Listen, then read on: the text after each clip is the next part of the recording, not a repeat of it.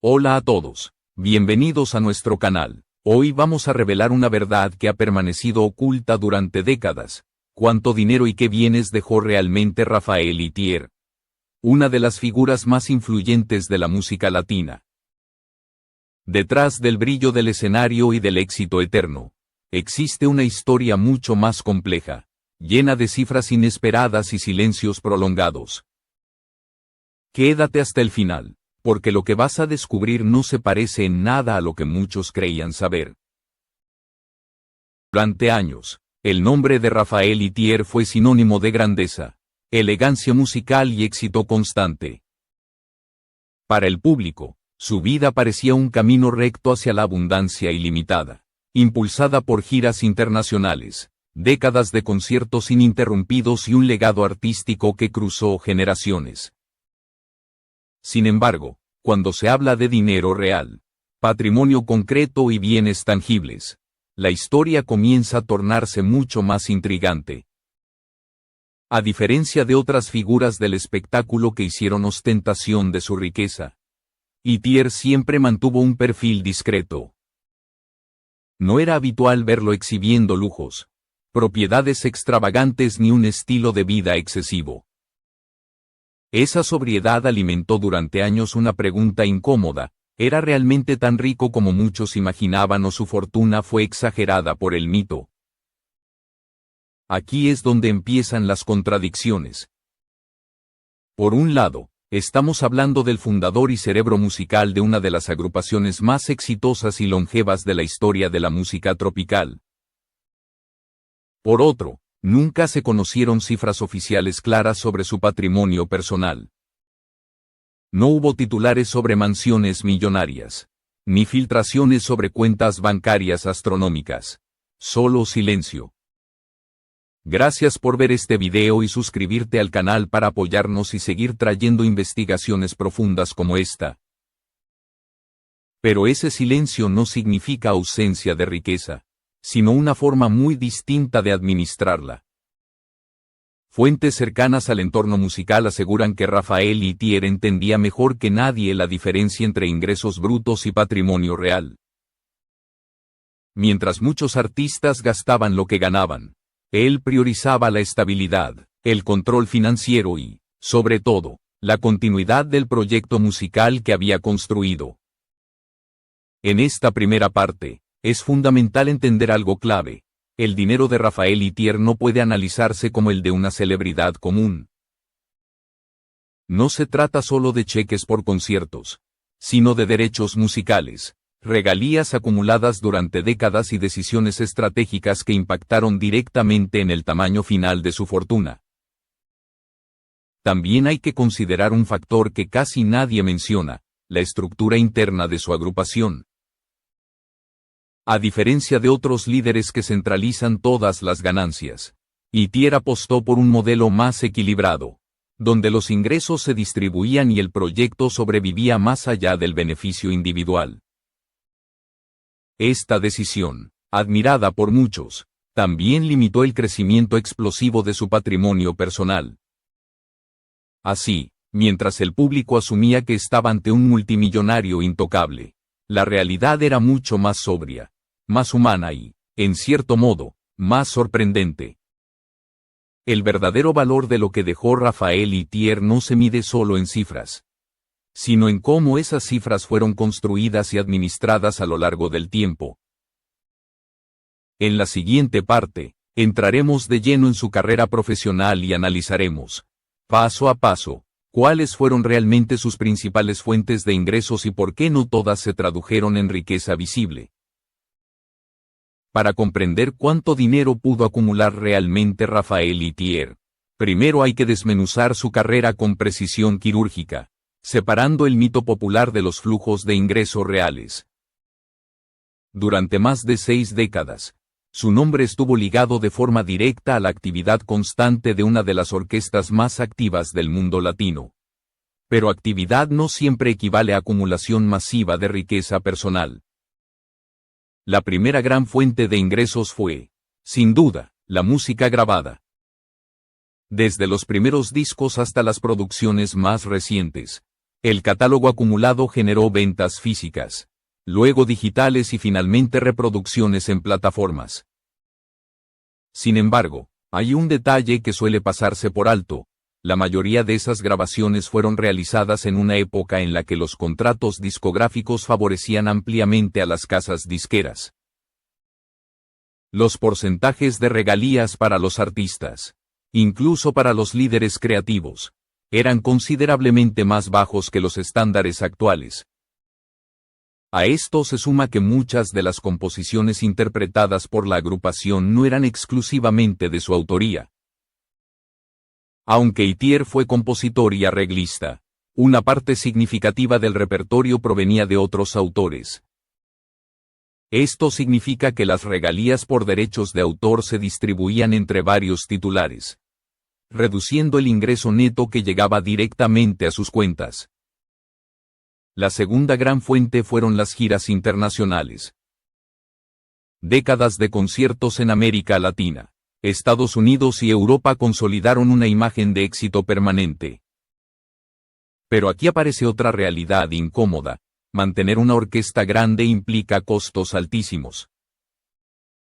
Sueldos de músicos, técnicos, transporte, hospedaje, logística y producción absorbían una parte sustancial de los ingresos brutos.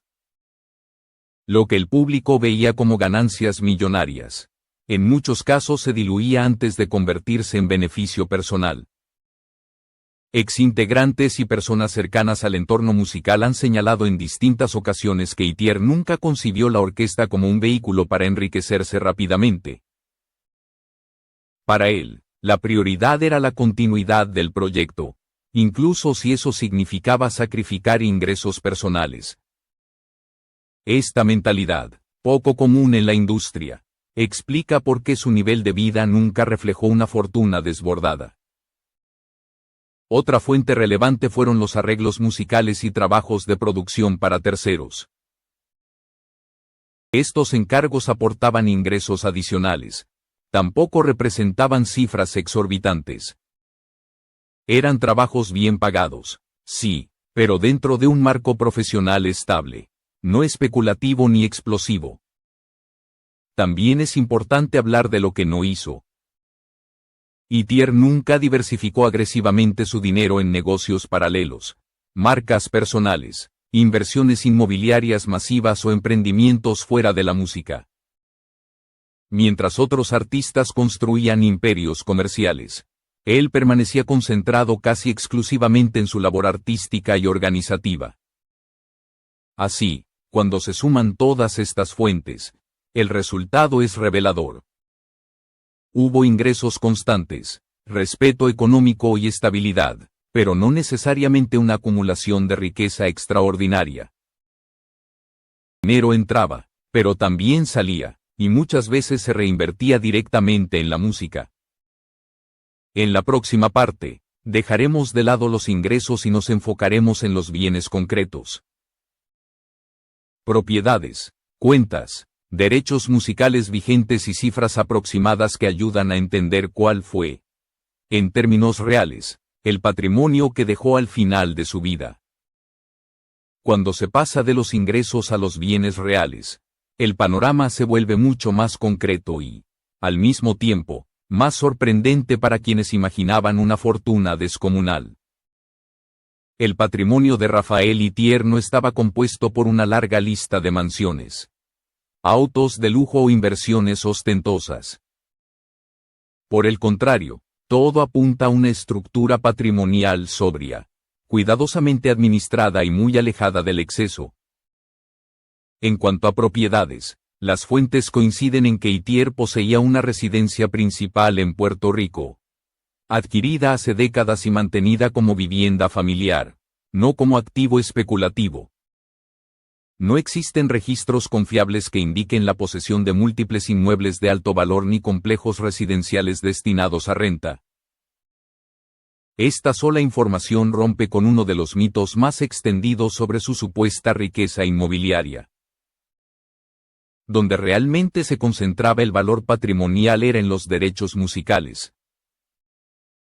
Décadas de grabaciones, Arreglos y participación creativa generaron un catálogo que sigue produciendo ingresos a través de regalías. Sin embargo, estas regalías no llegan de golpe ni en cifras explosivas.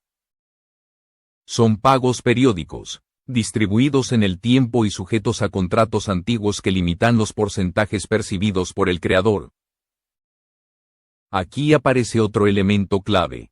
Muchos de los derechos estaban compartidos entre sellos discográficos, autores y la propia agrupación. Esto significa que el valor total del catálogo no puede atribuirse íntegramente a una sola persona. Aún así, ese flujo constante de regalías representa uno de los activos más estables y duraderos que dejó Itier. En cuanto a cuentas bancarias e inversiones financieras, no existen indicios de fondos multimillonarios acumulados en efectivo. Personas cercanas al entorno familiar han señalado que Itier priorizaba la seguridad y la planificación, manteniendo ahorros razonables y evitando riesgos innecesarios. No era un hombre de apuestas financieras ni de inversiones agresivas. También es importante mencionar lo que deliberadamente evitó. No hubo colecciones de relojes de lujo, flotas de vehículos exóticos ni compras extravagantes que drenaran o inflaran artificialmente su patrimonio.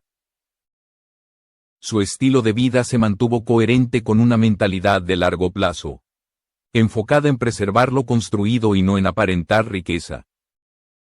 Cuando se suman todos estos elementos, el resultado es claro.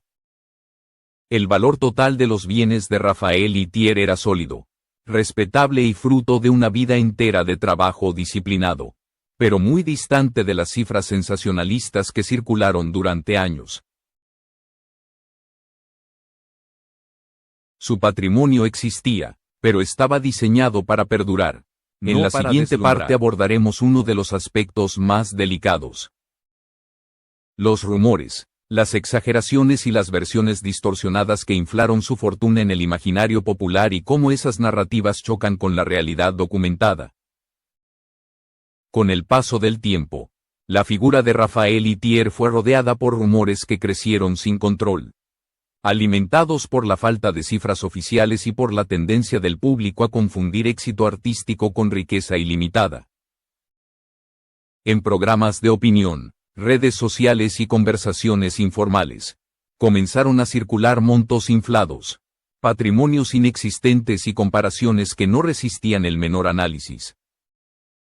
Uno de los rumores más repetidos afirmaba que Itier había acumulado una fortuna multimillonaria gracias a décadas de giras internacionales.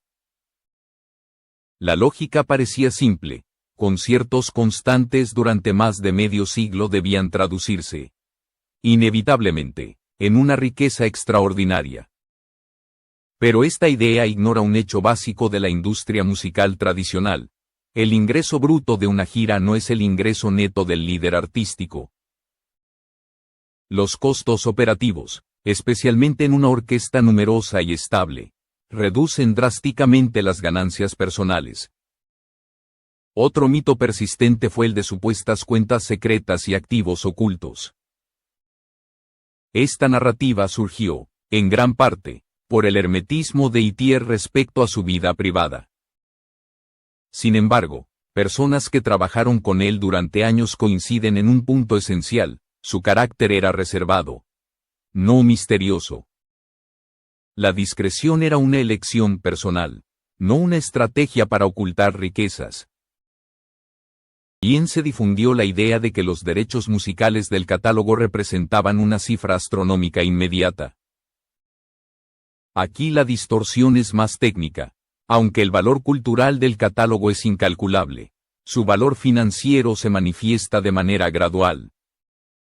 Las regalías llegan de forma periódica y fragmentada, no como un pago único capaz de convertir a su titular en un magnate de la noche a la mañana. Incluso algunas comparaciones con artistas de otras generaciones contribuyeron a la confusión. Itier fue medido con parámetros actuales, donde los músicos diversifican ingresos, crean marcas y monetizan su imagen de múltiples formas. Pero su carrera se desarrolló bajo reglas completamente distintas, en una época donde la estabilidad era más importante que la expansión agresiva del capital. La realidad documentada desmonta estas exageraciones una por una. No hay pruebas de fortunas ocultas, ni de patrimonios inflados artificialmente. Lo que sí existe es una trayectoria coherente, donde cada decisión financiera estuvo alineada con una filosofía de moderación y responsabilidad. En la próxima y última parte, analizaremos qué dejó realmente Raphael Itier más allá del dinero. Cómo se distribuye su legado, qué significado tiene para su familia y por qué su verdadera herencia va mucho más allá de cualquier cifra. Al llegar al final de esta historia, queda claro que reducir la vida de Raphael Itier a una cifra sería un error profundo. Que dejó no puede entenderse únicamente en términos de dinero, bienes o cuentas bancarias. Su verdadera herencia se construyó en otro plano, uno mucho más duradero y difícil de cuantificar. Para su familia, Itier dejó estabilidad y un legado ordenado. No hubo disputas públicas, escándalos financieros ni conflictos visibles por repartos desmedidos. Todo indica que su patrimonio fue estructurado con previsión, evitando cargas innecesarias y asegurando que los derechos musicales continuaran generando ingresos de manera sostenida. No se trató de una herencia espectacular, pero sí de una base sólida, limpia y responsable. En el ámbito musical, su legado es aún más poderoso. El proyecto que fundó no dependía exclusivamente de su presencia física ni de su fortuna personal. Estaba diseñado para sobrevivir, para continuar funcionando como una institución cultural más que como un negocio individual. Esa visión explica por qué su nombre sigue siendo respetado y por qué su obra continúa sonando sin necesidad de campañas comerciales agresivas. A diferencia de otros íconos cuya riqueza se diluyó rápidamente tras su partida, la huella de Itier permanece activa. Sus arreglos, su concepto musical y su forma de entender la industria siguen influyendo en generaciones posteriores. Ese impacto, aunque no se refleje en balances financieros gigantescos, tiene un valor incalculable. La revelación más impactante, entonces, no es que no fuera tan rico como algunos creían. Es que eligió no serlo en los términos tradicionales. Prefirió la continuidad al exceso, la estructura al desorden y la permanencia al brillo efímero. En un mundo obsesionado con cifras, esa decisión resulta casi revolucionaria. Al final, Raphael Itier dejó lo que muy pocos logran: un nombre limpio, una obra viva y una historia que no necesita exageraciones para ser admirable. Y quizá esa sea la mayor riqueza que alguien puede legar.